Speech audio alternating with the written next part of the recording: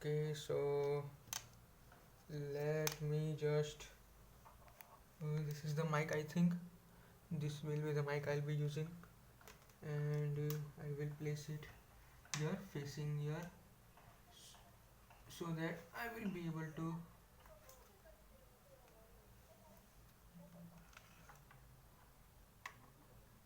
So that I'll be able to talk properly. And yes, so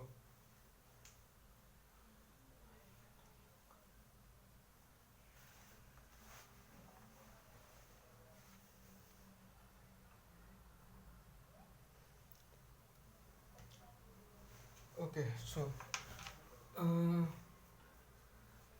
mic testing 1 2 3, and now I don't want to like it will be fine. Okay, so I hope I am in. So I think I have it's 10 3:30, and I think I have so much time. So this book I am not able to complete this book because I am not consistent. It's my fault. Okay, so yeah, I shall not forget how I was roused one night by the groans of a fellow prisoner who threw himself about in his sleep, obviously having a horrible nightmare. Uh,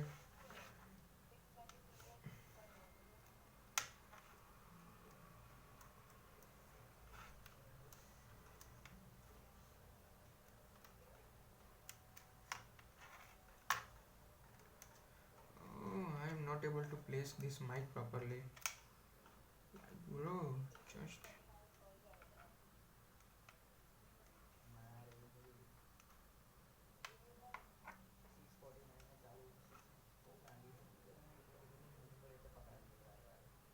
okay. So, uh, so where was I? Yeah, the concentration gap. Hmm.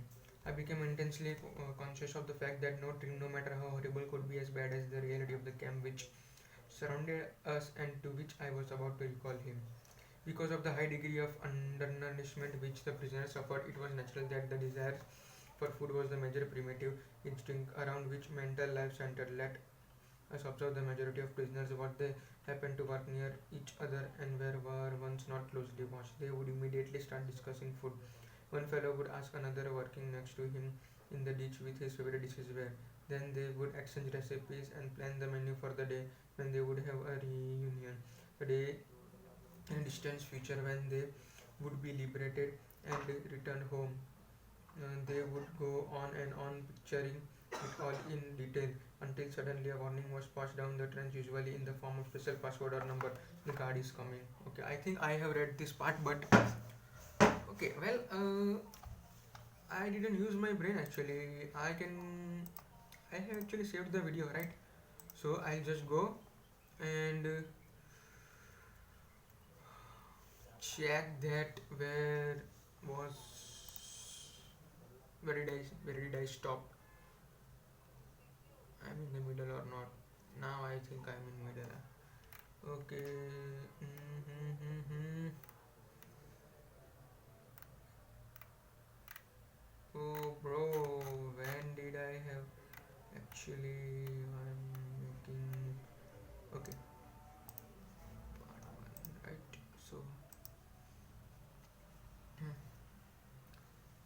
um,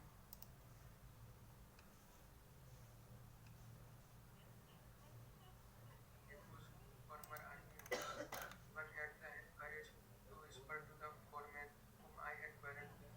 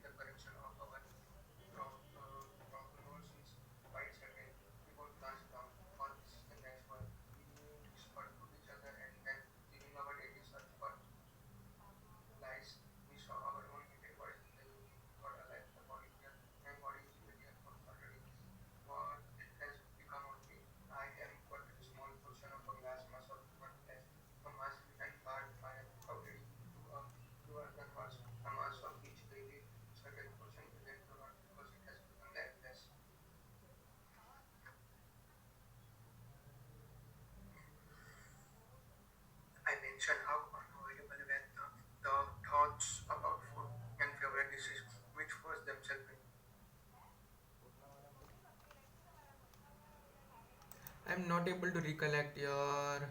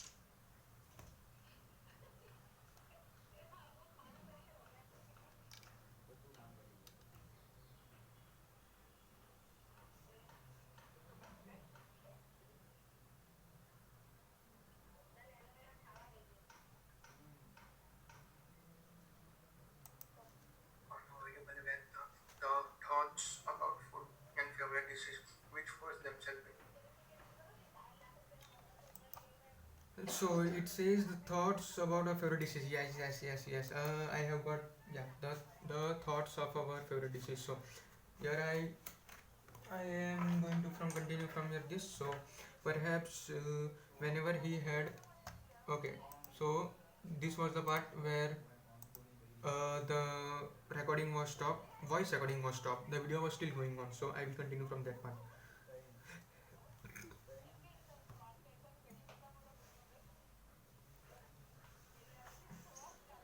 I mentioned above how unavoidable were the thoughts about food and favorite dishes which force themselves into the consciousness of the prisoner whenever he had a moment to spare. Perhaps it could be understood then that even the strongest of us was longing for the time when he would have fairly good food again, not for the sake of good food itself, but for the sake of knowing that the subhuman existence which had made us unable to think of anything other than food would at least cease. CEASE meaning.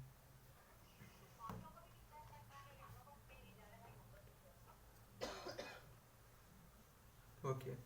Those who those who have not gone through a similar experience can hardly conceive of the soul destroying mental conflict and clashes of willpower which a famished man experiences. They can hardly grasp what it means to stand digging in a trench listening only for the siren to announce 9:30 or 10 a.m. The half hour lunch interval when bread would be rationed out as long as it was still available, repeatedly asking the foreman if he wasn't a disagreeable fellow what the time was, and tenderly touching a piece of bread in one's coat pocket, first stroking it with frozen gloveless finger, then breaking off a crumb and putting it in one's mouth, and finally, when the last bit of willpower, pocketing it again, having promised itself that morning to hold out till afternoon.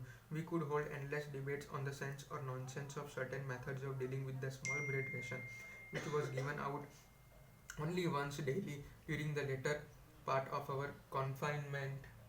During the later part of confinement, there were two schools of thought. One was in favor of eating up the ration immediately. This had the twofold advantage of satisfying the worst hunger pangs for a very short time, at least once a day, and safeguarding against possible theft or loss of the ration. Second group, which held both dividing the ration up, used different arguments. I finally joined their ranks. The most ghastly moment of the 24 hours of the camp life was the awaking when, at a still no, nocturnal NOC NOCTUR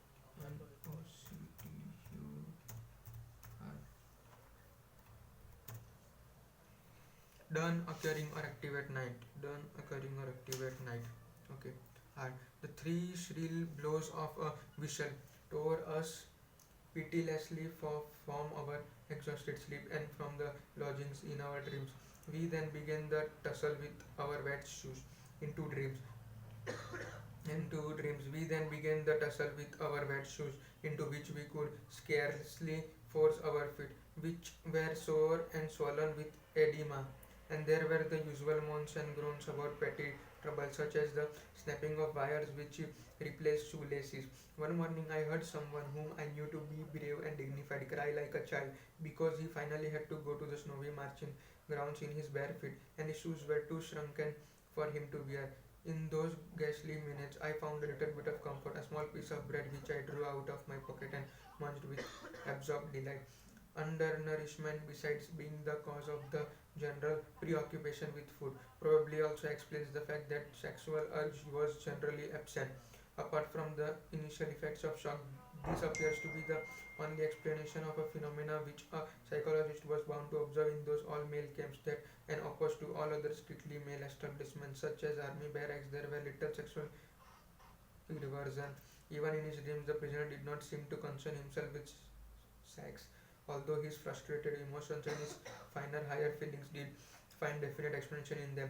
With the majority of the prisoners, the primitive life and the effort of having to concentrate on just saving one's skin led to a total disregard of anything not serving the purpose and explained the prisoner's complete lack of sentiment. This was brought home to me on my transfer from Auschwitz to a camp affiliated with Dachau.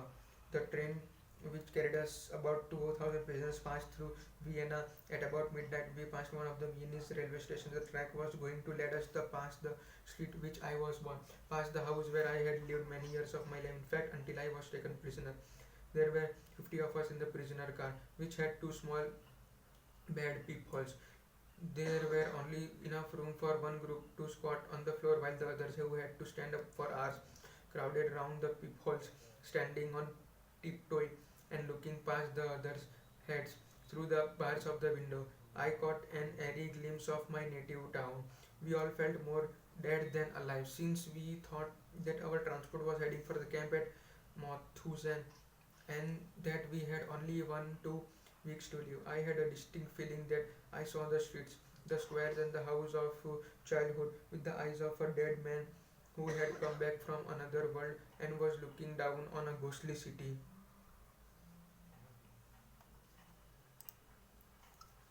Mauthausen.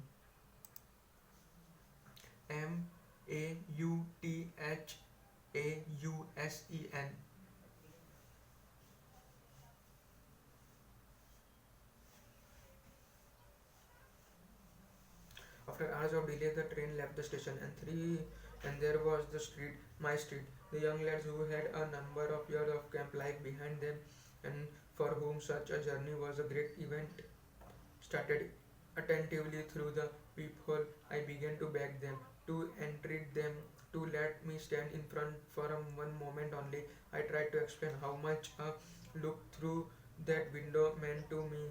Just then, my request was refused with rudeness and cynicism. You lived here all those years. Well, then you have seen quite enough already. In general, there was also a cultural hibernation in the camp. There were two exceptions to this: politics and religion. Politics were talked about everywhere in camp almost continuously. The discussions were based chiefly on rumors which were snapped up and passed around avidly. The rumors about the military situation were usually contradictory. They followed one another rapidly and succeeded only in making a contribution to the war of nerves that was waged in the minds of all the prisoners. Many times hopes for a speedy end of the war, which had been fanned by optimistic rumors, were disappointed. Some men lost all hope, but it was the incorrigible optimists who were the most irritating companions. The religious interest of the prisoners, as far as soon as it developed, was the most sincere imaginable. The depth and vigor of religious belief often surprised and moved a new arrival. Most impressive in this connection were improvised prayers or services in the corner of a hut or in the darkness of the locked cattle truck in which we were brought back from a distant work site, tired, tired, hungry, and frozen in our regal clothing.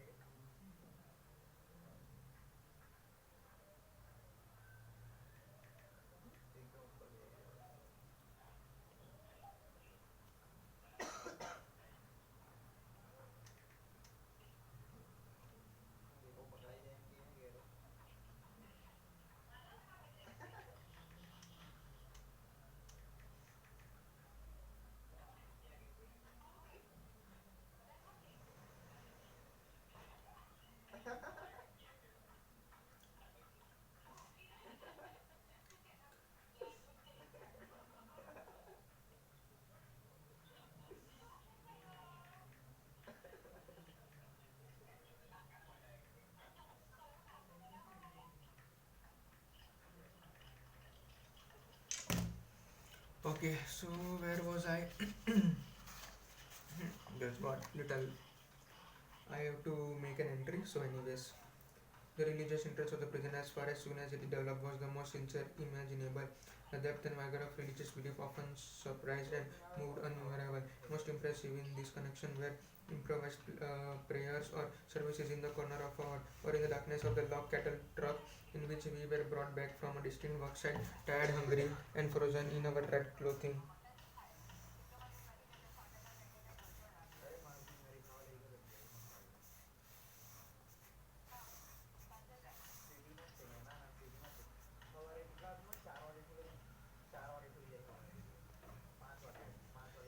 In the winter and spring of 1945, there was an outbreak of typhus which infected nearly all the prisoners. The mortality was great among the weak, who had to keep on with their hard work as long as they possibly could. The quarters for the sick were most inadequate. There were particularly no medicines or attendants. Some of the symptoms of the disease were extremely disagreeable or irrepressible aberration to even a scrap of food, which was an additional danger to life, and terrible attacks of delirium.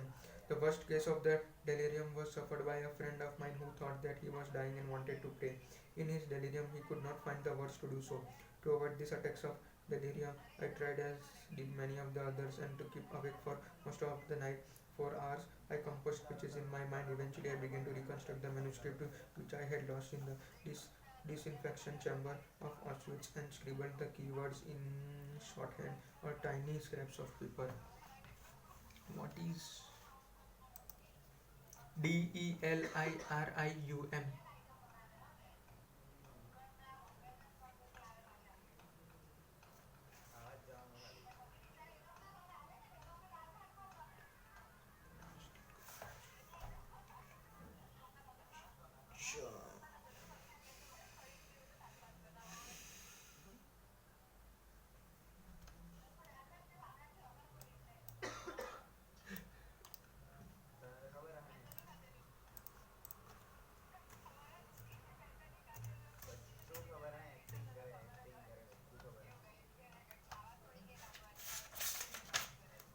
Okay, okay.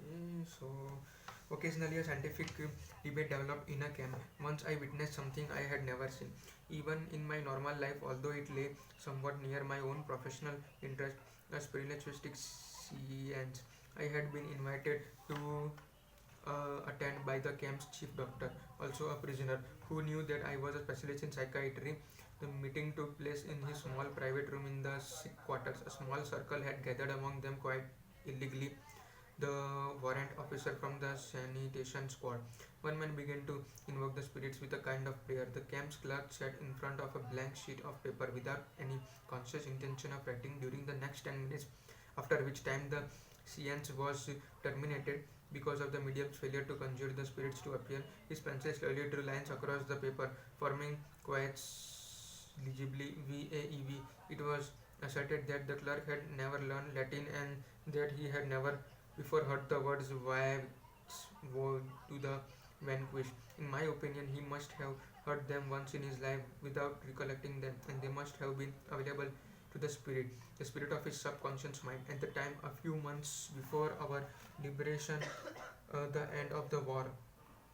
For the liberation, the end of the war.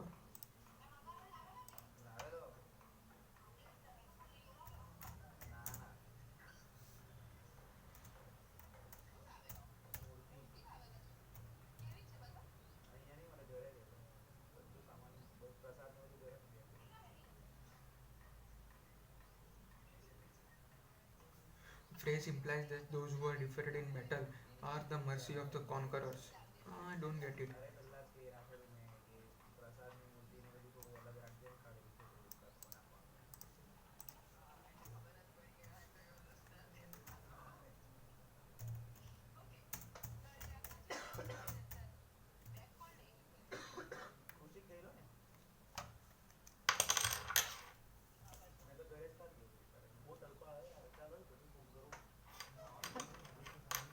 Okay, so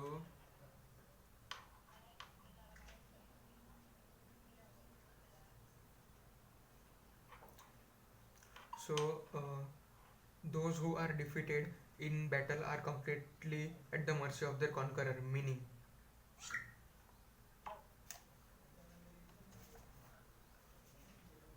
so a meaning of that when someone loses a battle or conflict, they have no control over their fate. They are completely vulnerable and subject to the whims of the winner. In other words, the defeated party has no power to negotiate, resist, or influence the outcome. They must accept the terms and conditions imposed by the victor, which can be harsh, unfair, or even brutal. This phrase highlights the stark reality of defeats and the importance of considering the consequences of conflict. Okay, so where was I? Yeah. Woe to the vanquished. In my opinion, he must have heard them once in his life flash without recollecting them, and they must have been viable to the spirit of his subconscious mind at the time, a few months before our liberation and the end of the war. In spite of all enforced physical and mental primitiveness of the life in a concentration camp, it was possible for the spiritual life to depend. Sensitive, sensitive people who were used to a rich intellectual life may have suffered much pain. They were often of a delicate constitution, but the damage to their inner selves was less. They were able to retreat from their terrible surroundings to a life of inner riches and spiritual freedom. Only in this way can one explain the apparent paradox that some prisoners of a less hardy makeup often seem to survive camp life better than did those of a robust nature. In order to make myself clear, I am forced to fall back on personal experience. Let me tell what happened on those early mornings when we had to march to our work site. They were shouted commands: detachment, forward march, left 231, left 231, left 231, left 231. First man about, left and left and left and left, caps off. Those words sound in my ears even now. And the orders, caps off. We paused the gate of the camp and searchlights were trained upon us. Whoever did not march smartly got a kick. And worse off was the man who, because of the cold, had pulled his cap back over his ears before permission was given. We stumbled in the darkness over big stones and through large puddles along the one road leading from the camp. The accompanying guards kept shouting at us and driving us toward the butts of their rifles. Anyone with very sore feet supported himself on his neighbor's arm. Hardly a word was spoken. The icy wind did not encourage talk, hiding his mouth behind his upturned collar. The man marching next to me whispered suddenly, "If our wives could see us now, I do hope they are better off their camps and don't know what is happening to us." That brought thoughts of my own wife to my mind, and as we stumbled on for miles, slipping on icy spots, supporting each other time and again, dragging one another up and onward, Nothing was said, but we both knew each of us was thinking of his wife. Occasionally, I looked at the sky where the stars were fading and the pink light of the morning was beginning to spread behind a dark bank of clouds, but my mind clung to my wife's image, imagining it with an uncanny acuteness. I heard Bear answering me, saw her smile, her frank and encouraging look, real or not, her look was the most luminous than the sun which was beginning to rise. A thought transfixed me. For the first time in my life, I saw the truth as it is set into song by so many poets, proclaimed as the final wisdom by so many thinkers. The truth that love is the ultimate and the highest goal to which man can aspire.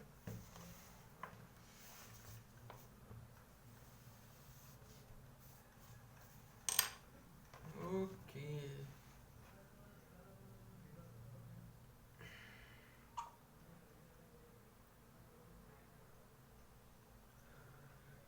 Love is the ultimate and the highest goal to which man can aspire, meaning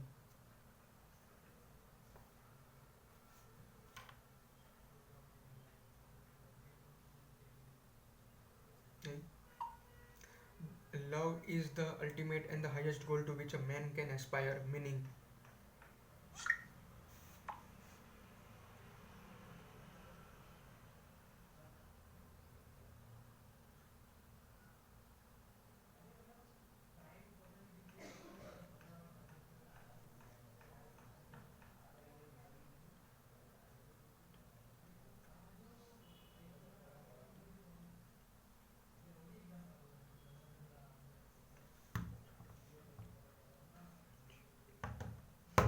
okay. So then I grasped the meaning of the greatest secret that human poetry and human thought and belief have to impart. The salvation of man is through love and in love. I understand how a man who has nothing left in this world still may know bliss, be it only for a brief moment. BLISS meaning.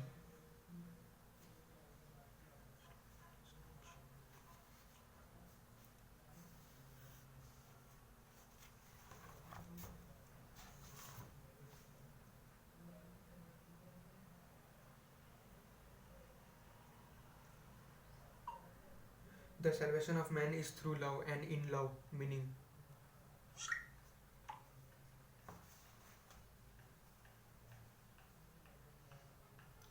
the okay. I am reading the translation or the explanation.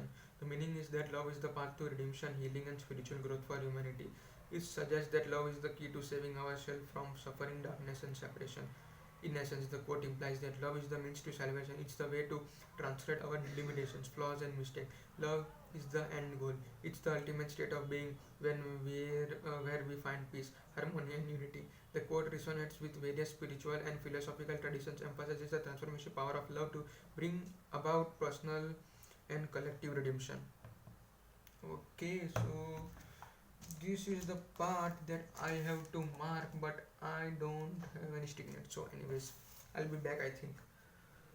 Be it only for a brief moment in the contemplation of his beloved, in a position of utter desolation, when man cannot express himself in positive action, when his only achievement may consist in enduring his sufferings in the right way, an honorable way. In such a position, man can, through love, contemplation of the image he carries of his beloved, achieve fulfillment.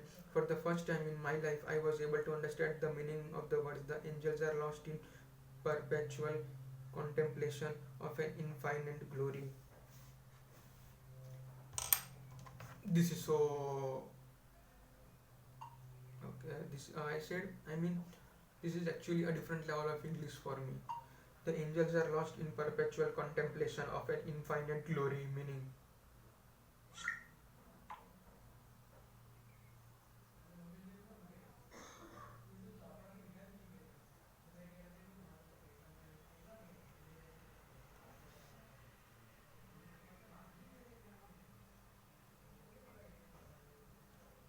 a breathtaking, beautiful, and profound cause. The meaning is that angels are internally and utterly absorbed in the awe-aspiring majesty and splendor of the divine. They are perpetually lost in wonder, reverence, and adoration of the infinite and eternal glory of the God. In essence, the quote suggests that angels are in state of constant completion. They are perpetually focused on the divine with no distraction or deviation. The object of their contemplation is infinite glory. The angels are awestruck by the boundless, limitless, and eternal majesty of God. These are the lost in contemplation. The angels are so completely absorbed in the divine that they have transcended their individual identities and are now one with the glory they contemplate. The quote evokes a sense of reverence, wonder, and awe, inviting us to contemplate the majesty and glory of the divine. I have to think about it again. Okay, so contemplation meaning. Meaning of contemplation, the action of looking thoughtfully at something for a long time.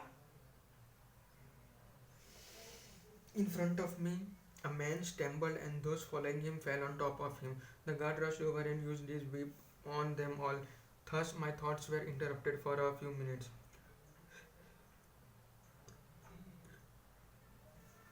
But soon my soul found its way back from the prisoner's existence to another world, and I resumed talk with my loved one. I asked her questions, and she answered. She questioned me in return, and I answered. Stop.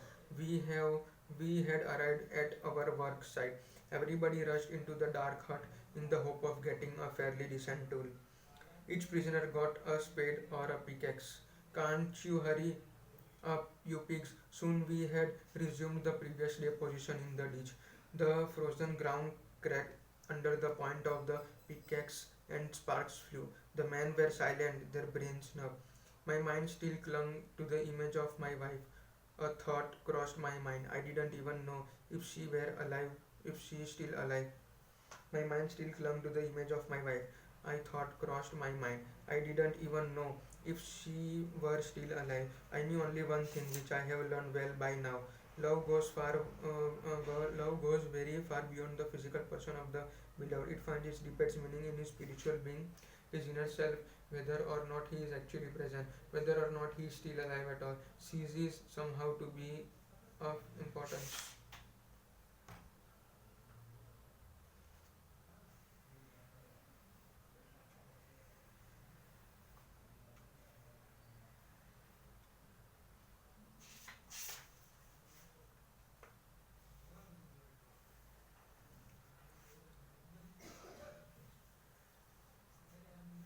I did not know whether my wife was alive, and I had no means of finding out. During all my prisoner life, there was no outgoing or incoming mail, but at the moment it ceased to matter. There was no need for me to know.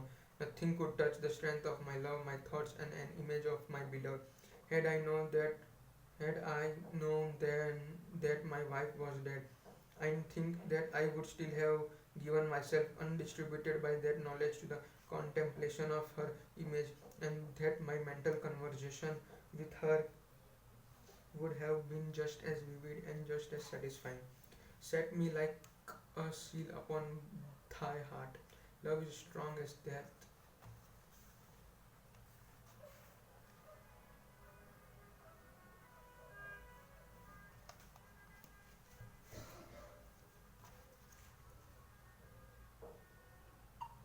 Love is as strong as death.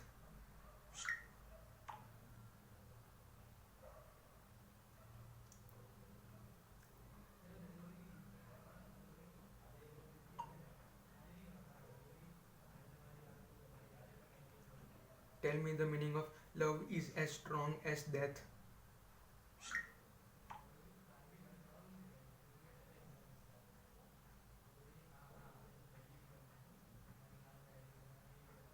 The strongest that means that love and that share a common trait. They both possess an irresistible and overwhelming power. In the context, the phrases.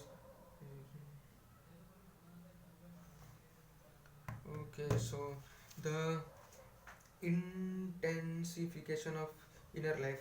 The intensification of inner life helped the prisoner find a refuge from the emptiness. The intensification of inner life helped the prisoners find a refuge from the emptiness, desolation, and spiritual poetry of his existence by letting him escape into the past. When given free rein, his imagination played with past events, often not important ones but minor happenings and trifling things. His nostalgic memory glorified them, and they assumed a strange character. Their world and their existence seemed very distant, and the spirit reached out for them longingly. In my mind, I took bus rides, unlocked the front door of my apartment, answered my telephone, switched on the electric lights. Our thoughts often centered on such details, and these memories could move on to tears. As the inner life of the prisoner tended to become more intense, he also experienced the beauty of an art and nature as never before. Under their influence, he sometimes even forgot his own frightful circumstances. If someone had seen our faces on the journey from Auschwitz to a Bavarian camp, as we beheld the mountains of Schlasberg with their summits glowing in the sunset through the little bed windows of the prison carriage, he would never have believed that those were the faces of men who had given up all hope of life and liberty. Despite that factor, or maybe because of it, we were carried away by nature's beauty, which we had missed for so long. In camp too, a man might draw the attention of a comrade working next to him to a nice view of the setting sun shining through the tall trees of the Bavarian woods, as in the famous watercolor by Dürer, the same woods in which evening when we were already resting on the floor of our hut, dead, tired, soup bowls in hand, a fellow prisoner rushed in and asked us to run out to the assembly grounds and see the wonderful sunset standing outside. We saw sinister clouds glowing in the west and the whole sky alive with clouds of ever changing shapes and colors, from steel blue to blood red. The desolate grey and mud huts provided a sharp contrast, while the puddles on the muddy ground reflected the glowing sky. Then, after minutes of moving silence, one prisoner said to another, "How beautiful the world could be." Another time, we were at work in a trench.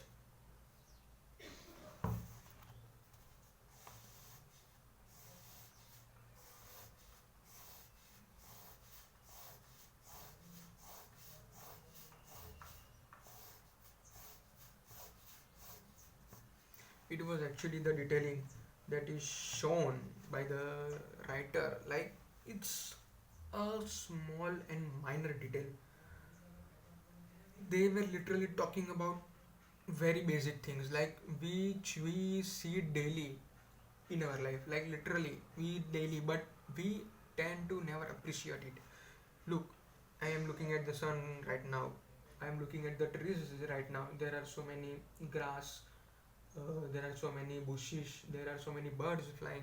But the thing is, we are human. Like, so majority of the people don't even see, they don't even observe.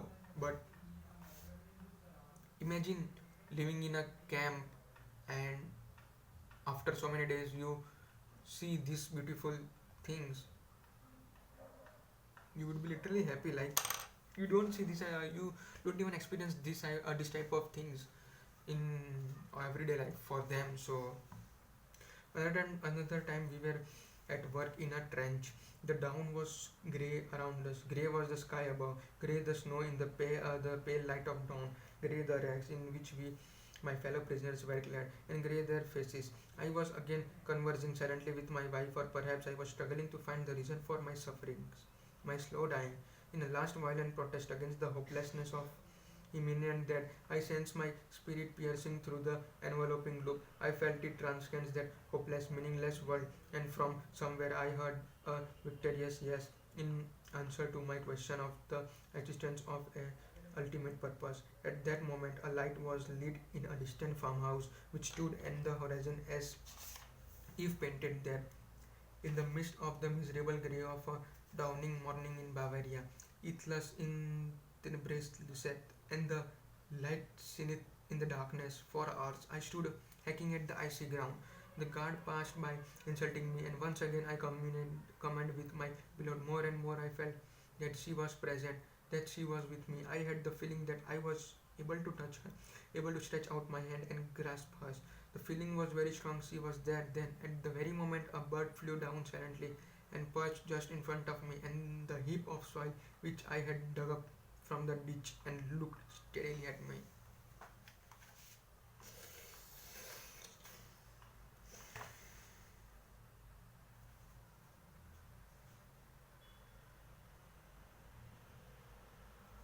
Earlier I mentioned art.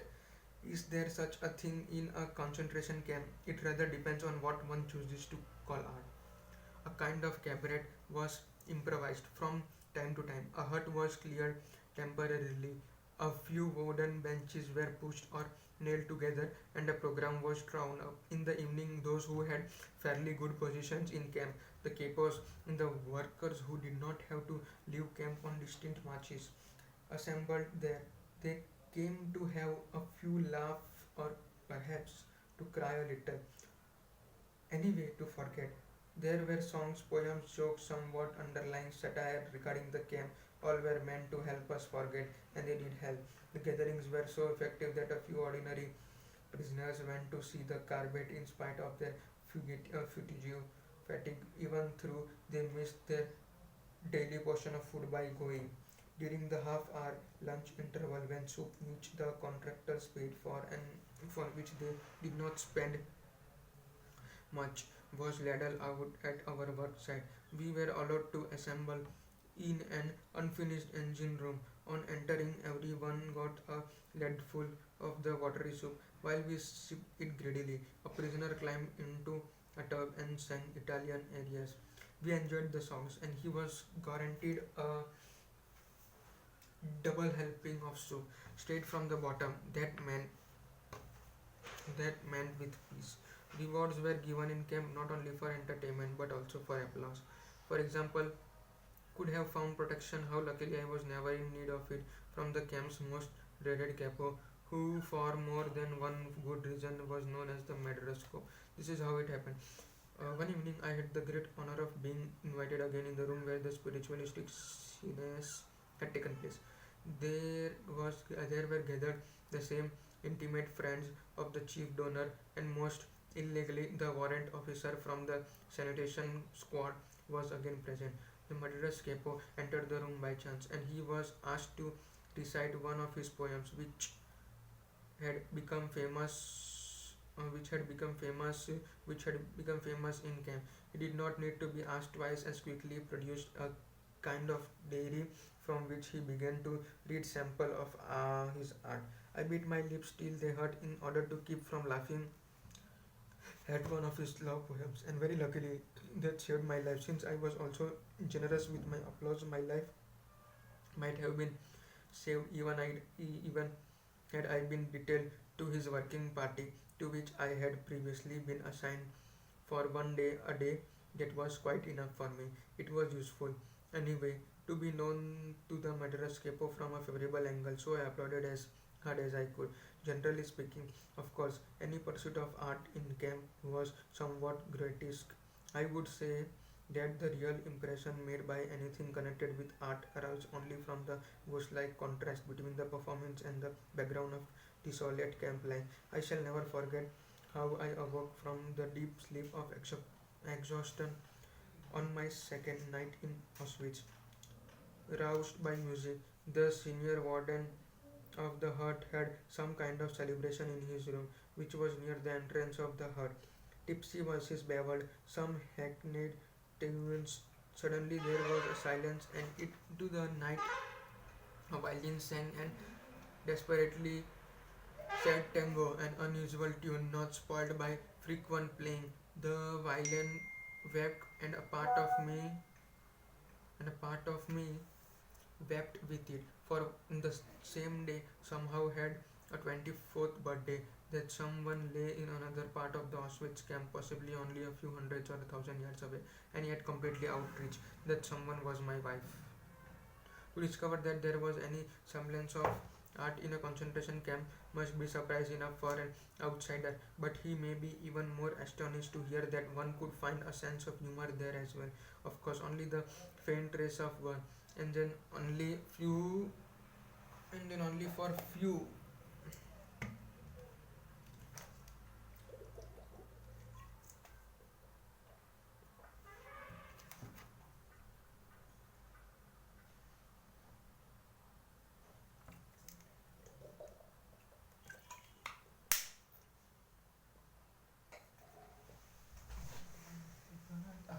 અમારું છે ને Humor.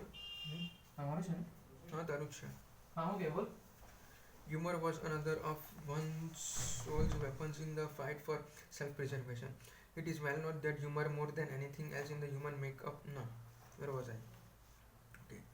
Of course, only a faint trace of one, and then only for a few seconds or minutes. Humor was another of soul's weapons in the fight for self-preservation. It is well known that humor, more than anything else in the human makeup, can afford an aloofness and an ability to rise above any situation, even if only for a few seconds. I practically trained a friend of mine who. What was that?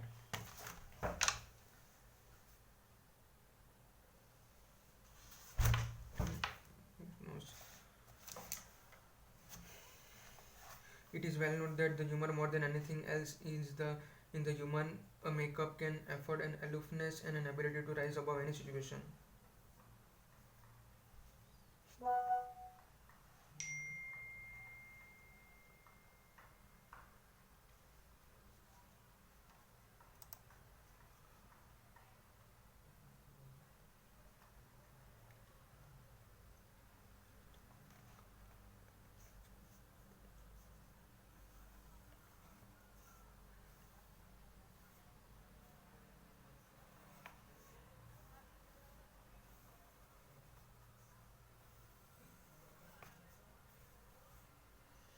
Aloofness meaning ALOOFNESS meaning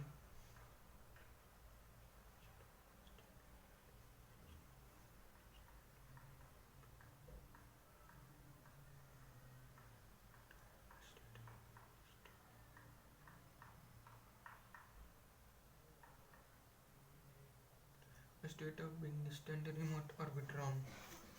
I practically trained a friend of mine who worked next to me on the building site to develop a sense of humor. I suggested to him that we would promise each other to invent at least one amusing story daily about some incident that could happen one day after our liberation. He was a surgeon and had been an assistant on the staff of a large hospital, so I once tried to get him to smile by describing uh, to him how he would be unable to lose the habits of camp life when he returned to his former work on the building site, especially when the supervisor made his tour of inspection.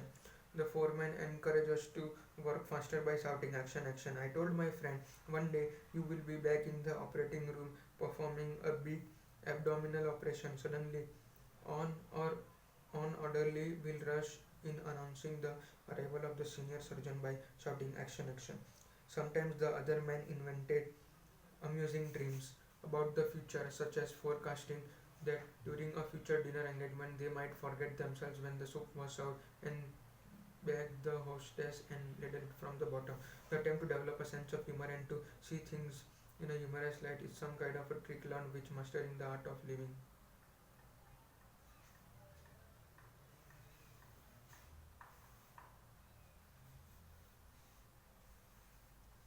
Yet it is possible to practice the art of living even in concentration camp.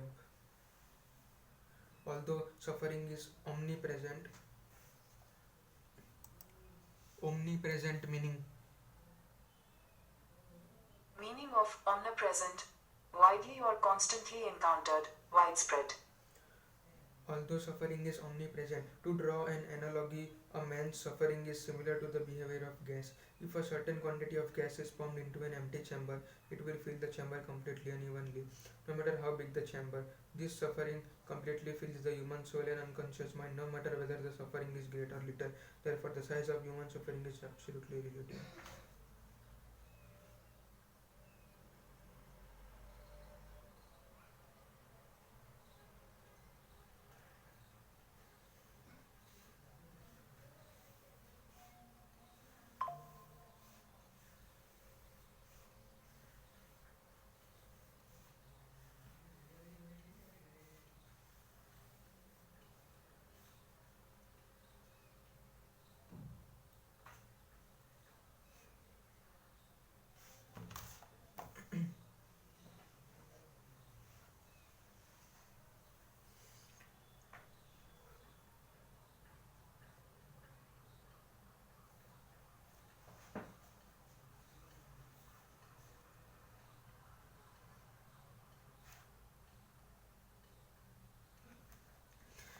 It also follows that a very trifling thing can cause the greatest of joys. Take an example, something that happened in our journey from Auschwitz, the camp affiliated with Dachauer.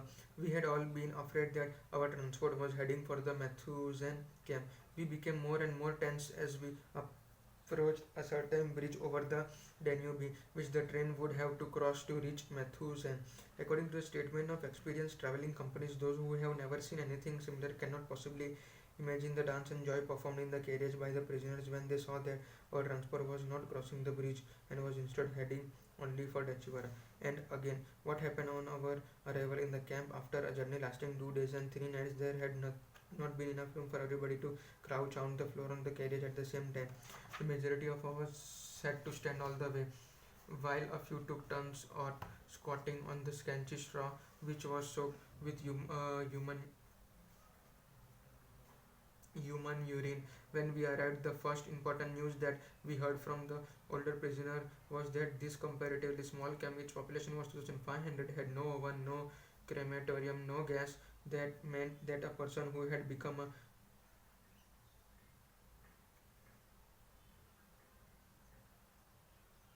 had been arranged to return to Auschwitz. This joyful surprise put us all in a good mood.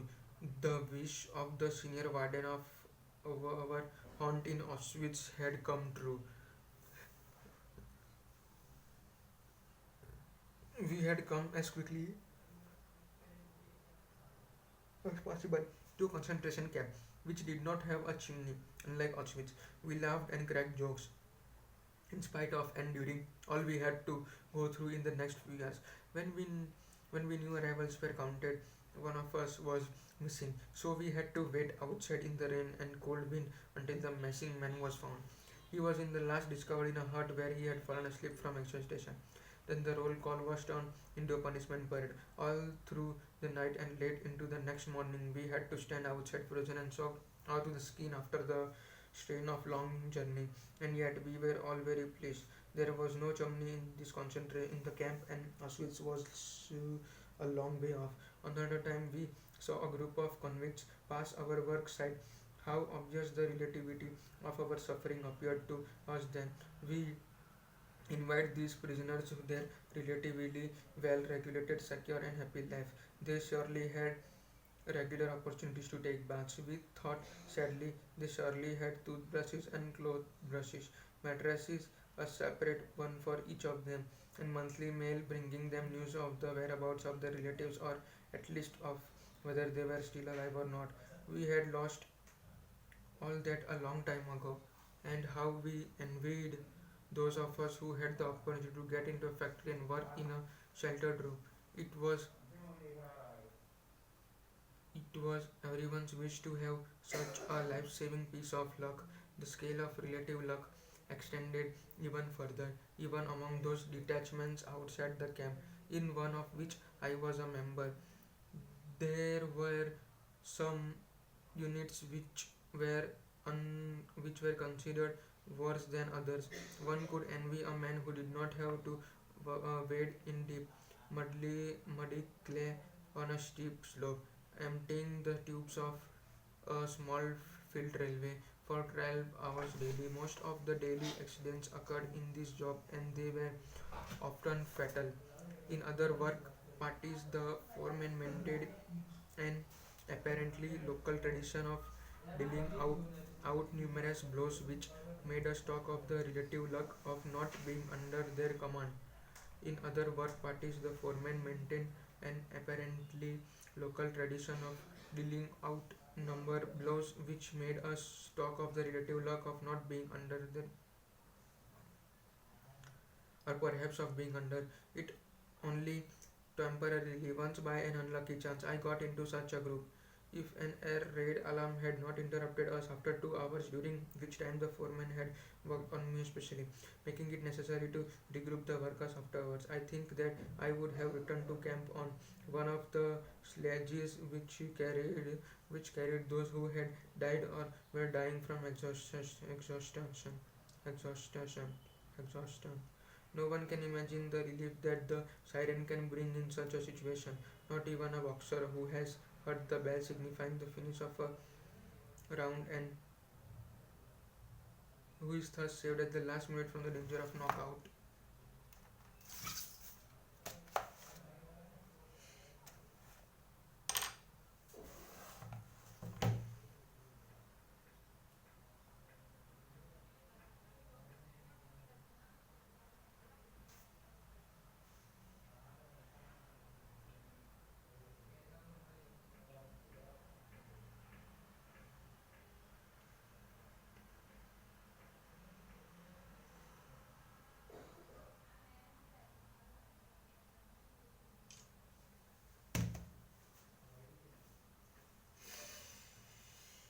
Hmm.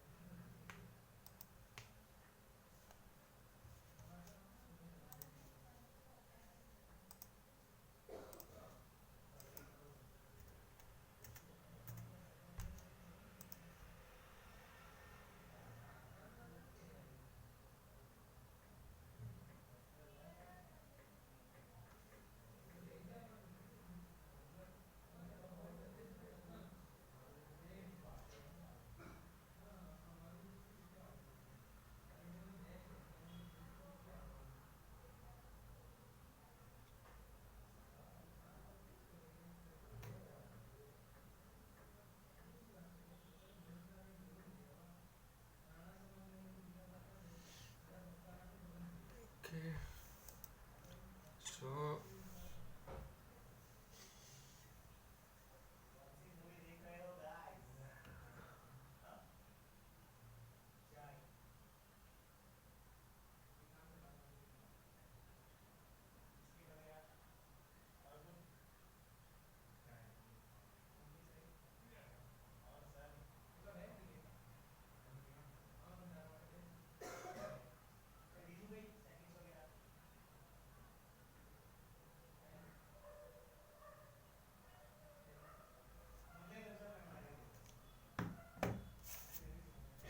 I think,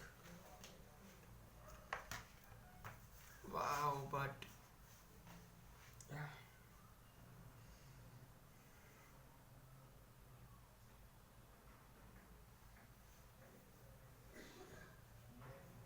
Local tradition dealing out numerous blows which made us talk of the relative luck of not being under their command, or perhaps of being under it only temporarily. Once by an unlucky chance I got into such a group. If an air raid alarm had not interrupted us after 2 hours, during which time the foreman had worked on me especially, making it necessary to regroup the workers afterwards, I think that I would have returned to the camp on one of the sledges which carried those who had died or were dying from exhaustion. No one can imagine the relief that the siren can bring in such a situation. Not even a boxer who had heard the bell signifying the finish of a round and who is thus saved at the last minute from the danger of a knockout. We were grateful for the smallest of mercies. We were glad when there was time to delouse before going to bed, although in itself this was no pleasure, as it meant standing naked in an unheated hut where icicles hung from the ceiling. But we were thankful if there was no air raid alarm during this operation and the lights were not switched off. If we could not do the job properly, we were kept awake half the night.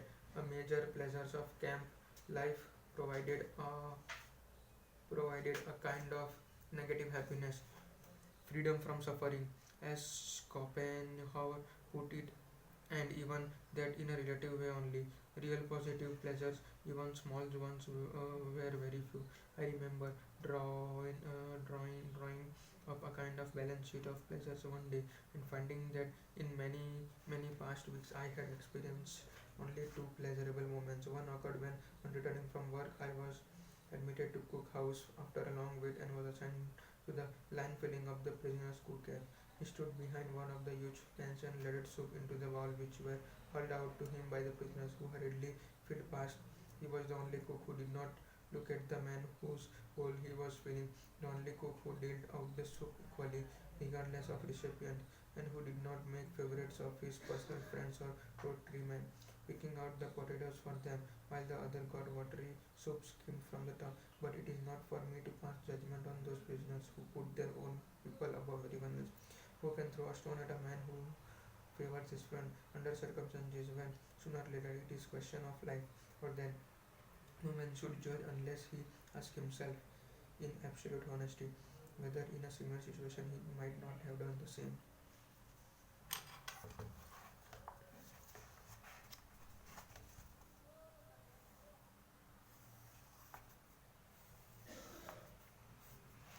Long after I had resumed normal life again, that means a long time after my release from camp, somebody showed me an illustrated weekly with photographs of prisoners lying crowded on their bunks, staring dully at a visitor. Isn't this terrible? And the dreadful staring faces, everything about it. Long after I had resumed normal life again, that means a long time after my release from camp, somebody showed me an illustrated weekly with photographs of prisoners lying crowded on their bunks, staring dully at a visitor. Isn't this terrible? The dreadful staring faces, everything about it. Why, I asked for. I genuinely did not understand, for at the moment I saw it all again. At 5 a.m. it was still pitch dark outside. I was lying on the hard boards in an earthen hut where about 70 of us were taken care of. We were sick and did not have to leave camp for work. We did not have to go to a parade. Okay.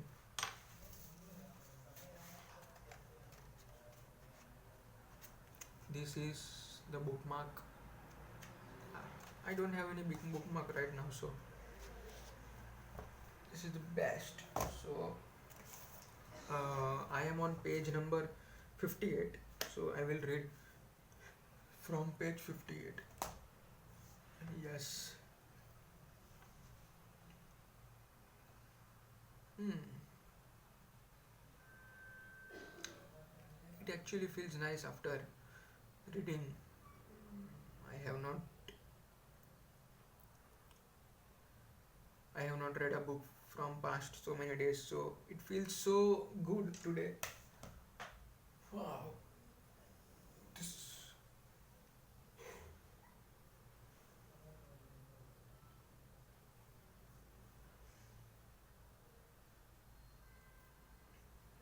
yeah. So that's it. We'll try to make. I think tomorrow I will read again, and after that I will read after exam. I think so. I don't know. So.